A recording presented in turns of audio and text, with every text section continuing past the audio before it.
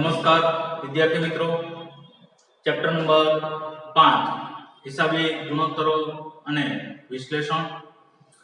Chapter ની અંદર આપણે જોઈએ તો આપણે કાર્યક્ષમતાના ગુણોત્તરો વિશે ચર્ચા કરતા હતા, જેમાંથી ત્રણ ગુણોત્તરો આપણે શીખી ગયા: સ્ટોકનો ઉથલો, કાર્યશીલ મૂડીનો ઉથલો, દેવાદાર ઉથલો। અને હવે છેલ્લો ગુણોત્તર એટલે કે લેણદારનો ઉથલો। लेणदारना उथलानी अंदर જોઈએ તો સૂત્ર આપણને આપેલું છે। ઉધાર ખરીદીના છેદમાં સરેરાશ વેપારી દેવા। જવાબ આવશે વાર વખતમાં। સરેરાશ વેપારી દેવા એટલે શરૂના વેપારી દેવા પ્લસ આખરના વેપારી દેવા છેદમાં 2। વેપારી દેવા એટલે શું? તો કે લેણદારો પ્લસ દેવી હુંડી।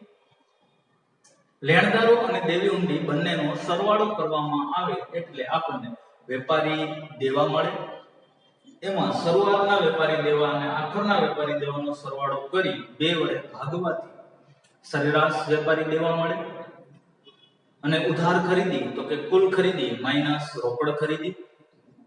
ત્યાર પછી ચૂકવણીનો સમય નક્કી કરવાનો કીધો હોય તો मास अठवाडिया ने दिवसोनी अंदर जेवी रीते देवादार गुणोत्तरमां आपणे शीखी गया एवी ज रीते 12 ना छेदमां लेणदारनो उथलो, 52 ना छेदमां लेणदारनो उथलो अने 365 ना छेदमां लेणदारनो उथलो। दिवसो छे ए 365 ની જગ્યાએ 360 ઘણી વખત આપેલા હોય।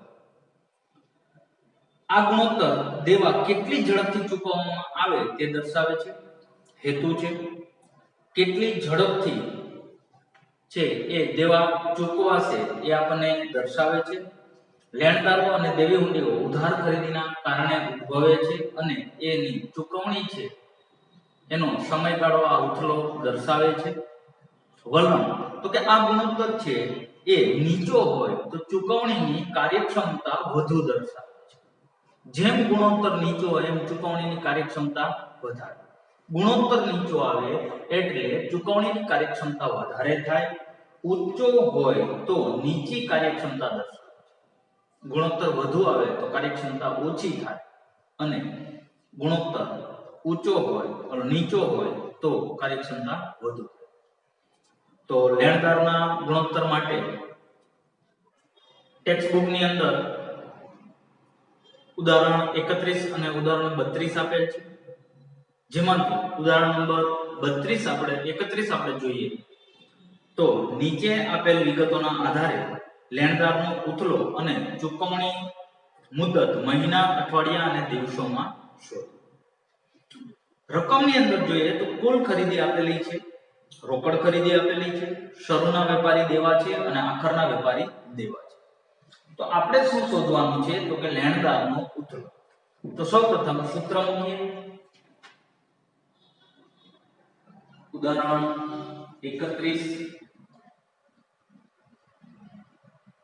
लेणदारनो उथलो बराबर उधार खरीदी छेदमां सरेराश वेपारी देवा। उधार खरीदीना छेदमां सरेराश वेपारी देवा। तो उधार खरीदी अपनी पासे छे नहीं, तो सौप्रथम पहला આપણે ઉધાર ખરીદી મેળવશું। તો અહીંયા સૂત્ર મૂકીએ। ઉધાર ખરીદી બરાબર શું થાય? તો કે કુલ ખરીદી માઈનસ રોકડ ખરીદી।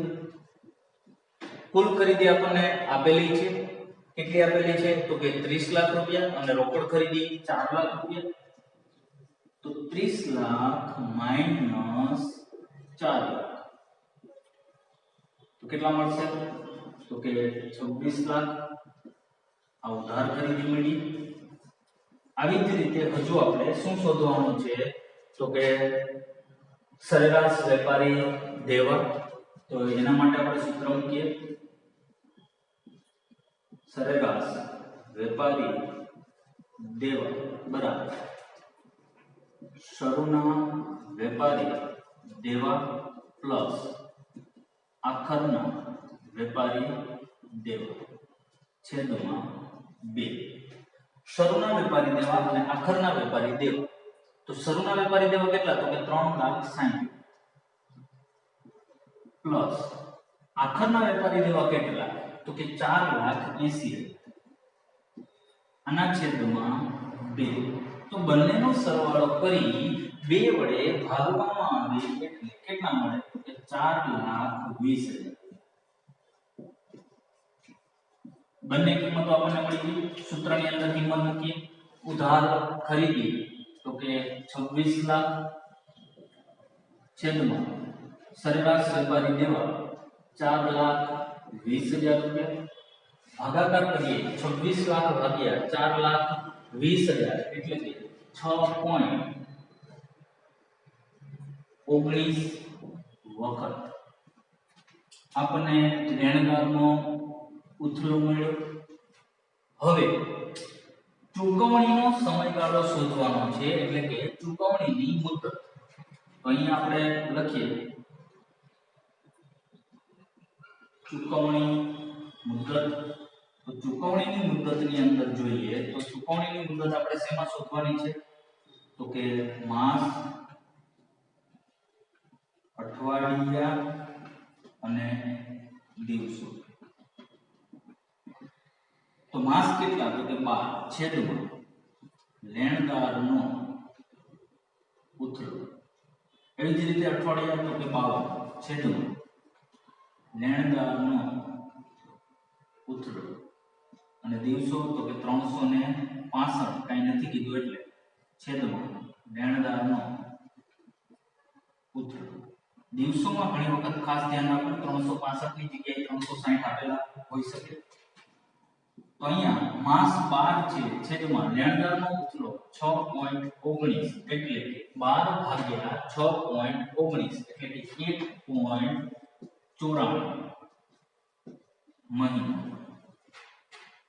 અઠવાડિયા તો કે 52 છેદમાં 6.19 એટલે આપણને જવાબ કેટલો મળશે? તો કે 8.40 અઠવાડિયા. 365 ના છેદમાં 6.19 તો આપણને જવાબ કેટલો મળશે? તો કે 58.97 એટલે કે એપ્રોક્સ 59 દિવસ. તો આપણો જવાબ છે 1.94 મહિના, 8.40 અઠવાડિયા અને 59 દિવસ. આવી જ રીતે હજુ આપણે આગળ જોઈએ. ઉદાહરણ નંબર 32 આપેલ છે. ઉદાહરણ નંબર 32 ની અંદર જોઈએ તો નીચે આપેલ વિગતોના આધારે લેણદારનો ઉથલો અને ચૂકવણી મુદત દિવસોમાં શોધો. તો આપણે જોઈએ રકમની અંદર તો કુલ ખરીદી આપેલી છે 35 લાખ, રોકડ ખરીદી છે 3 લાખ એટલે 35 લાખમાંથી 3 લાખ રોકડ ખરીદી બાદ થશે અને ખરીદ પરત પણ 2 લાખ આપેલું છે તો ખરીદ પરત પણ બાદ કરવું પડશે. ત્યાર પછી શરૂના વેપારી દેવા અને આખરના વેપારી દેવા આપેલા છે.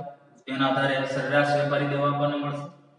લેણદારના ઉથલા માટે આપણે સૂત્ર મૂકીએ. ઉદાહરણ નંબર 32 લેણદારનો ઉથલો બરાબર શું થાય? તો કે ઉધાર ખરીદી છેદમાં સરેરાશ વેપારી દેવા. ઉધાર ખરીદી મેળવવા માટે આપણે સૂત્ર મૂકીએ તો ઉધાર ખરીદીનું સૂત્ર શું થશે? તો કે ઉધાર ખરીદી બરાબર કુલ ખરીદી માઈનસ રોકડ ખરીદી માઈનસ ખરીદ પરત. ખરીદ પરત પણ આપેલું છે એટલે બાદ કરવું પડશે. તો કુલ ખરીદી આપણને કેટલી આપેલી છે? તો કે 35 લાખ માઈનસ રોકડ ખરીદી તો કે 3 લાખ અને ખરીદ પરત તો કે 2 લાખ રૂપિયા આપેલું છે. તો 35 લાખમાંથી 3 ને 2 5 લાખ રૂપિયા આપણે બાદ કરીએ એટલે ઉધાર ખરીદી આપણને કેટલી મળશે? તો કે 30 લાખ રૂપિયા. હવે સરેરાશ વેપારી દેવા, તો એના માટે આપણે સૂત્ર મૂકીએ, સરેરાશ વેપારી દેવા બરાબર શરૂના વેપારી દેવા પ્લસ આખરના વેપારી દેવા છેદમાં 2. શરૂના વેપારી દેવા પ્લસ આખરના વેપારી દેવા છેદમાં 2. તો શરૂના વેપારી દેવા કેટલા આપ્યા? તો કે 5,40,000. 5,40,000 પ્લસ આખરના વેપારી દેવા તો કે 4,60,000 ના છેદમાં 2. તો સરવાળો કરી અને ભાગાકાર કરીએ એટલે આપણને જવાબ મળશે કેટલો? તો કે 5 લાખ રૂપિયા.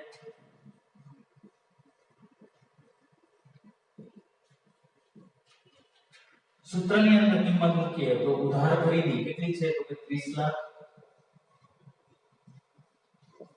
સરેરાશ વેપારી દેવા કેટલા છે? તો કે 5 લાખ. 30 લાખના છેદમાં 5 લાખ. તો 30 લાખ ભાગ્યા 5 લાખ એટલે કેટલા થશે? તો કે 6 વખત આ લેણદારનો ઉછળો આપણને મળ્યો. હજુ ચૂકવણી મુદ્દત દિવસોમાં મેળવવાની કીધી છે, તો અહીંયા આપણે ચૂકવણી મુદ્દત મેળવીએ. ચૂકવણી મુદ્દત દિવસોમાં, દિવસો કેટલા? તો કે 365 છેદમાં લેણદારનો ઉથલો. તો 365 ના છેદમાં કેટલા આવશે? તો કે 6. દિવસો આપણને આપેલા નહોતા, 360 આપેલા હોય તો એવી રીતે ભાગાકાર થાય. તો અહીંયા આપણે ભાગાકાર કરીએ તો આપણને જવાબ કેટલો મળશે? તો કે એપ્રોક્સ ગણતરી કરીએ તો આમ ગણીએ તો 60 પોઈન્ટ સમથિંગ થાય, પણ ડાયરેક્ટ આપણે લખી નાખીએ તો 61 દિવસ. આ ઉદાહરણ નંબર 31 અને ઉદાહરણ નંબર 32 થયા. હજુ સ્વાધ્યાયની અંદર આપણને 19મો દાખલો આપેલો છે. 19મા દાખલાને રકમમાં જોઈએ તો નીચે આપેલ વિગતોના આધારે લેણદારનો ઉથલો એટલે કે ચલન દર અને ચૂકવણી મુદ્દત દિવસોમાં શોધો. દિવસો 360 ધારો. અઠવાડિયા અને મહિનામાં ચૂકવણી મુદ્દત પણ શોધો. લેણદારનો ઉથલો શોધવાનો છે અને ચૂકવણી મુદ્દત દિવસોમાં, અઠવાડિયામાં અને માસમાં શોધવાની છે. રકમની અંદર જોઈએ તો શરૂઆતની બાકીઓ આપેલી છે, જેમની અંદર લેણદારો, દેવી હુંડી, લેણી હુંડી, દેવાદારો. એવી જ રીતે આખરની બાકીઓ છે, લેણદારો, દેવી હુંડીઓ, લેણી હુંડીઓ અને દેવા. તો આપણે જોઈએ વેપારી દેવાઓ. વેપારી દેવાઓ એટલે શું? તો કે લેણદારો અને દેવી. તો શરૂઆતના લેણદારો અને દેવી હુંડી, એવી જ રીતે આખરના લેણદારો અને દેવી. ત્યાર પછી સામેની બાજુ જોઈએ તો ઉધાર વેચાણ છે, રોકડ વેચાણ છે, કુલ વેચાણ છે, કુલ ખરીદી છે અને રોકડ ખરીદી. તો કુલ ખરીદી અને રોકડ ખરીદી આપેલી છે, જેના પરથી આપણને ઉધાર ખરીદી મળી જશે. તો આપણે ગણતરી કરીએ તો ઉદાહરણ સ્વાધ્યાય દાખલા નંબર 19 શું શોધવાનું કીધું? તો કે લેણદારનો ઉથલો બરાબર ઉધાર ખરીદી છેદમાં સરેરાશ વેપારી દેવા. ઉધાર ખરીદી તો આપણી પાસે છે ને, એના માટે આપણે સૂત્ર મૂકીએ તો ઉધાર ખરીદી બરાબર કુલ ખરીદી માઈનસ રોકડ ખરીદી. કુલ ખરીદીમાંથી રોકડ ખરીદી બાદ કરીએ તો કુલ ખરીદી કેટલી આપેલી છે? તો કે 6 લાખ માઈનસ રોકડ ખરીદી કેટલી આવી? તો કે 2,40,000. તો બાદ કરીએ તો આપણને કેટલા મળશે? તો કે 3,60,000 રૂપિયા આ ઉધાર ખરીદી છે. આવી જ રીતે હજુ આપણે માટે સરેરાશ વેપારી દેવા જોઈએ છે, તો એના માટે સૂત્ર મૂકીએ સરેરાશ વેપારી દેવા બરાબર શરૂના વેપારી દેવા પ્લસ આખરના વેપારી દેવા છેદમાં 2. શરૂના વેપારી દેવા એટલે કે શરૂઆતના લેણદારો અને શરૂઆતની દેવી. તો શરૂઆતના લેણદારો 45000 છે, શરૂઆતની દેવી હુંડીઓ 15.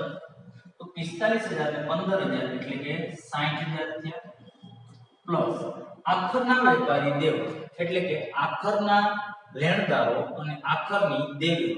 તો આખરના લેણદારો 40000, દેવી હુંડીઓ છે 20000. તો 40000 ને 20000 એટલે આખરના વેપારી દેવા 60000 છેદમાં 2. તો જવાબ આપણને મળશે 60000 રૂપિયા. આને સૂત્રની અંદર કિંમત મૂકીએ તો ઉધાર ખરીદી 3,60,000 છેદ સરેરાશ વેપારી દેવા 60000 બરાબર કેટલો જવાબ મળશે તો કે 6 વખત